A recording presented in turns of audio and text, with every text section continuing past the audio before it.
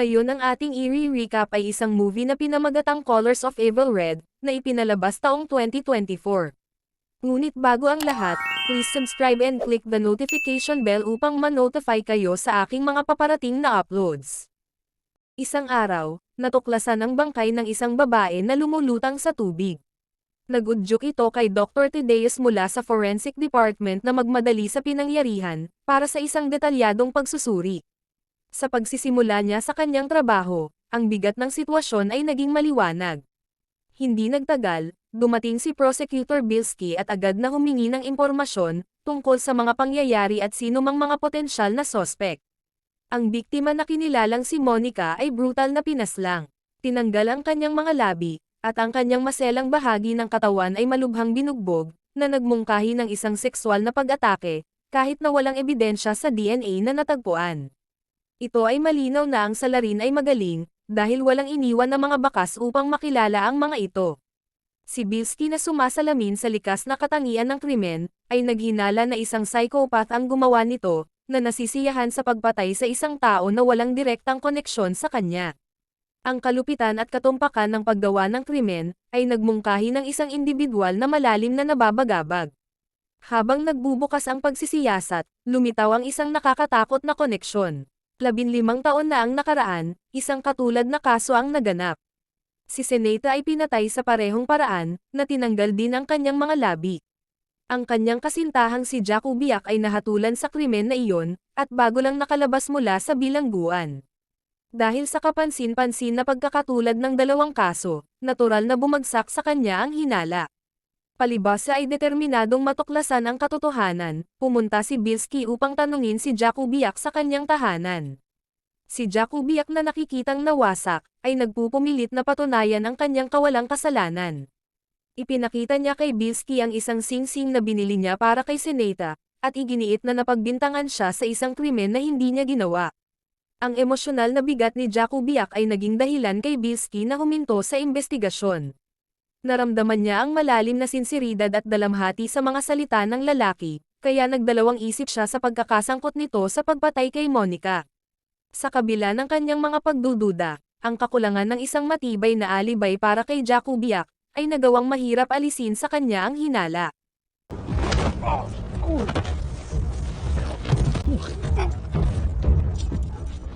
Nang maglaon, natagpuan ni Jack Ubiak ang kanyang sarili na nakaupo sa istasyon ng pulisya, at napagtanto na hindi siya madaling palalayain ng mga otoridad. Ang matinding pressure at ang bigat ng kanyang nakaraang conviction ay hindi niya kinaya. Palibhasa ay wala ng pag-asa at hindi na kayang tiisin ang pagpapahirap, gumawa si Jack Ubiak ng desperado na desisyon. Tumalon siya mula sa bintana sa istasyon ng pulisya at kinitil ang kanyang sariling buhay, upang takasan ang walang humpay na pagsisiyasat at ang pagdurusa ng pagiging akusado muli. Kasunod ng pagkamatay ni Jack Ubiak, naiwan si Bilski na pinag-isipan ang mga tanong na hindi nabigyan ng kasagutan. Sa pagkamatay ni Jack Ubiak, naging mas mahirap ang investigasyon, at napaisip si Bilski kung ang tunay na pumatay ay malaya pa rin, at kung si Jack Ubiak ay talagang inosente noon pa man. Ang nakasusuklam na pagkakatulad sa pagitan ng dalawang kaso, at ang malalim na epekto sa lahat ng kasangkot, ay naging malinaw na ang paghahanap para sa hustisya ay malayo pang matapos. Pinuntahan ni Bilski sina Helena at Roman, ang mga magulang ni Monica, para tanungin sila kung may alam sila tungkol sa isang club. Nakapagtatakang sinabi ni Roman na wala siyang alam tungkol dito, ngunit sumagot si Helena, at sinabi kay Bilski na doon nagtatrabaho ang kanyang anak. Nang magpunta si Bilski sa club, nalaman niya na ito ay pag-aari ng isang lalaking nagngangalang Lucas, at nakakagulat na pinangasiwaan ni Roman ang lahat ng kanilang legal na usapin. Napagtanto ni Bilski na higit pa ang alam ni Roman kaysa sa ibinunyag nito, ngunit wala siyang anumang matibay na ebidensya, na magpapatunay na may papel si Roman sa pagpatay sa kanyang anak. Noong araw na nalaman ni Lucas na nagtatrabaho si Monica sa kanyang bar, nilinaw niya sa lahat na gagawin niya itong asawa. Walang pakialam si Lucas kung komportable si Monica sa samahan o hindi, dahil nakapagdesisyon na siya at wala nang ibang mahalaga para sa kanya. Pisikal na inabuso ni Lucas si Monica sa pinakamasamang posibleng paraan, at ang kahit sino na malaman na ginawa niya ito, ay mapagkakamalan na may papel si Lucas sa nangyaring krimen. Samantala, isang lalaki na humahawak ng bar na nagngangalang Waldemar ay malapit kay Monica, ngunit noong nalaman niya na gusto siya ng kanyang boss ay umatras na siya. Sinabi ni Waldemar kay Monica na gagawin niya ang lahat upang iligtas siya mula sa kanyang boss, kahit alam niya na hindi ito madaling gawin. Kalaunan, nalaman ni Lucas na may nagnanakaw ng kanyang droga, at pagbibigay ng mga ito sa mga Russians. Sa harap ni Monica at ng iba pa niyang kasama, walang awa na pinatay ni Lucas ang isang lalaki, at malupit na tinanggal ang kanyang mga labi. Samantala, dahil sa matinding pangangailangang hanapin ang pumatay sa kanyang anak, pumunta si Helena sa club, at umaasang makakalap ng anumang ebidensya na maaring humantong sa kanya sa salarin. Gayunpaman, ang kanyang inumin ay nilagyan ng droga, dahilan upang manghina at mahilo si Helena. Sa kabila nito ay nagawa niyang makatakas sa mapanganib na sitwasyon, dahil sa hindi inaasahang tulong ng isa sa mga tauhan ni Lucas na tila naawa sa kanya. Samantala, si Bilski ay walang humpay sa paghahangad ng hustisya, at natunton si Waldemar.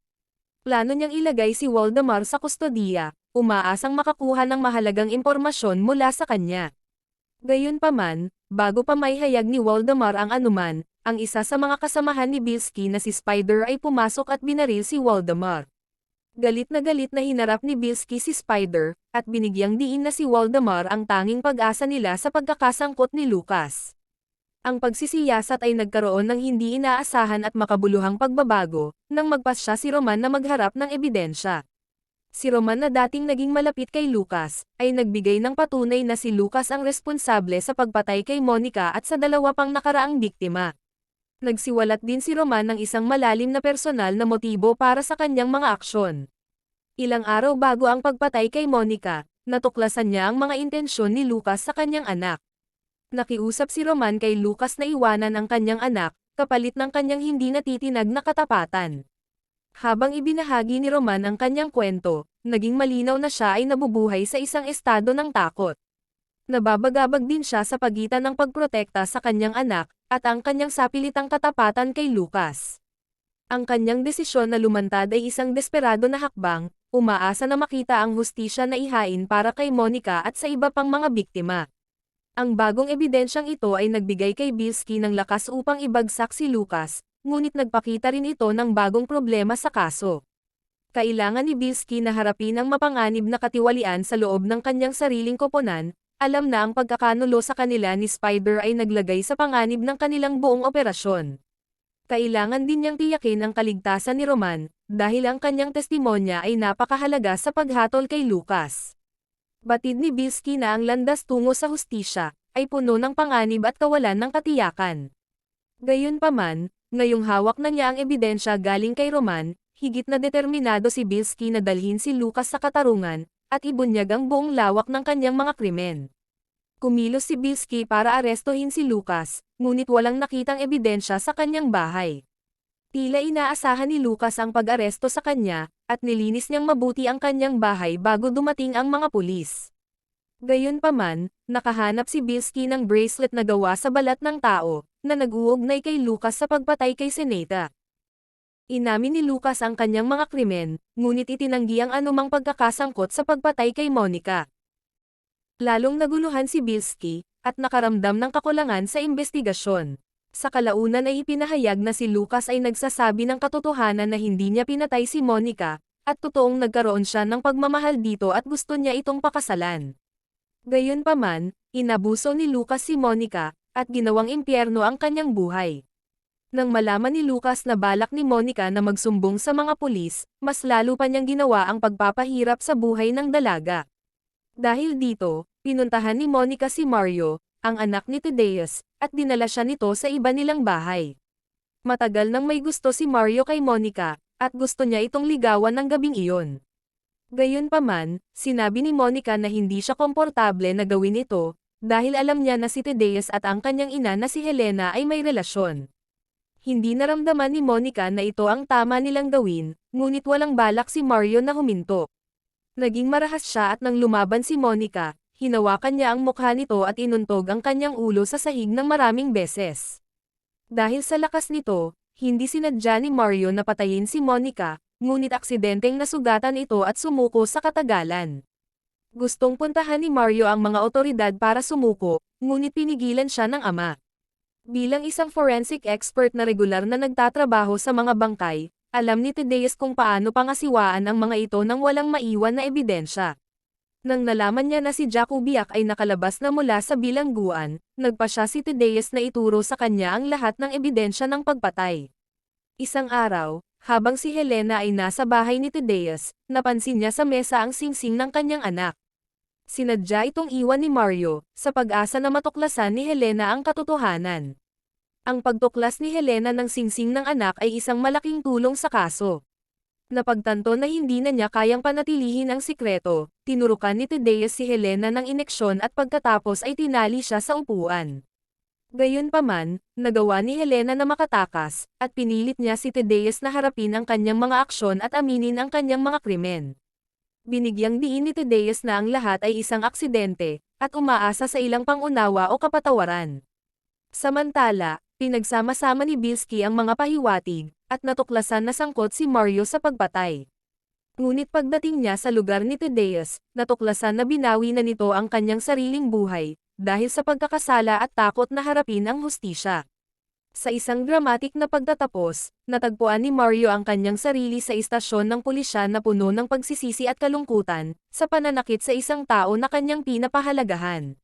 Matapos ang pagsisiyasat at makamtan ng hustisya, nakita ni Bilski ang kanyang pamilya. Totoo sa kanyang pangako kay Helena, mahigpit niyang niyakap ang kanyang anak na ang pangalan ay Monica, dahil napagtanto niya ang kahalagahan sa bawat sandali ng buhay. At dito nagtapos ang kwento. Hanggang sa muli, maraming salamat sa panonood.